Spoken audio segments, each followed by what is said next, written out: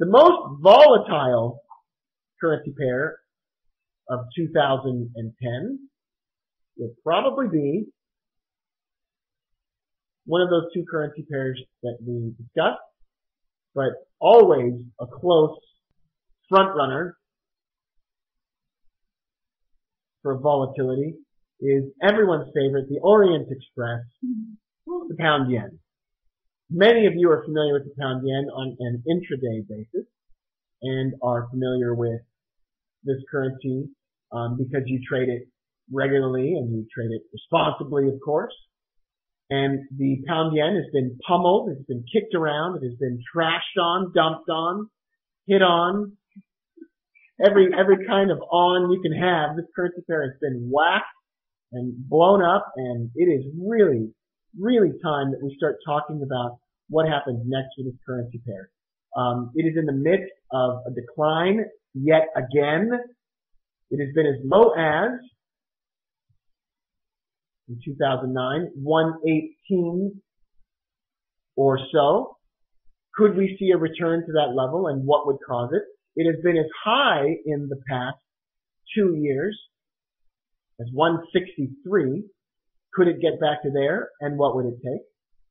According to the old-fashioned Arizona rules, the 62 exponential moving average, which is red, is below the 200 simple moving average, which is blue, which is below the 800 simple moving average, which is that black dotted line. We have seen the currency pair already take its first sort of fake move towards the 800 above the 200. That is typically followed by another leg, another impulse wave back down. I'm inclined to say that unless the world economy improves dramatically, we're likely to see this currency pair fall further. In fact, we're probably likely to see this currency pair fall back down into the low 130s, maybe even into the mid 120s. And if it breaks the lows of 118, we're likely to see 110. That's going to require a double dip secondary recession.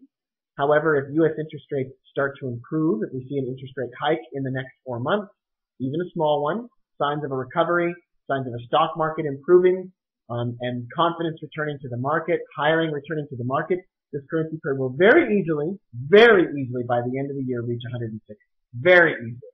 And the early warning signals of that happening would be interest rate hike, job numbers going positive for the first time, and the stock market improving and staying above 10,000 and perhaps reaching above 11,000. If you see those types of things happening, you will absolutely positively see this currency pair return to 160 before the end of the year, and then possibly make a bold run back up all the way to the 800 simple moving average. If we double dip though, if the job numbers get bad again, if the U.S. Federal Reserve notes that they can't raise interest rates because things have not improved enough, and if the U.S. stock market drops and stays below 10,000, we're looking at a depressed worldwide economic environment.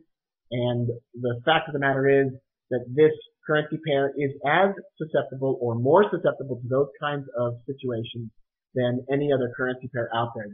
This tracks better with the S&P 500 and the Dow Jones Industrial Average and the worldwide economy just about better than anything else.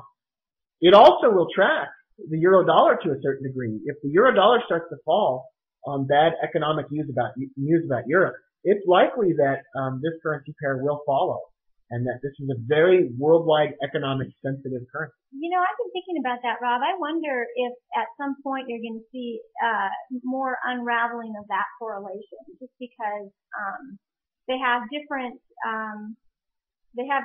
barriers, and different things are going to be good news and different things are going to be bad news for them. I really wonder if that's possibly going to be less of an effect. In the midst of a worldwide economic recovery, it's possible to imagine the euro dollar falling because the eurozone is not catching up with the recovery as fast as everyone else. But see the pound yen move upward on the backs of the recovery. The pound yen is typically a proxy for risk, meaning in the carry trade, it wasn't just the carry trade. It wasn't just that this weird thing called the carry trade was exploding. It was simply the fact that people had borrowed money from Japan over the course of a long period of time, and they needed to pay that money back. And because they needed to pay that money back in yen, they were basically closing positions, selling real estate, buying yen, and then selling British pounds to pay off those carry trades. Well, in the midst of a recovery, low interest rate currency pairs may be the clear losers, like the Japanese yen. In the midst of that, a lot of people could borrow yen, sell them, get other currencies, and invest again at low interest rates. What typically happens in an economic meltdown is there's a flight to safety to low-yielding currency pairs.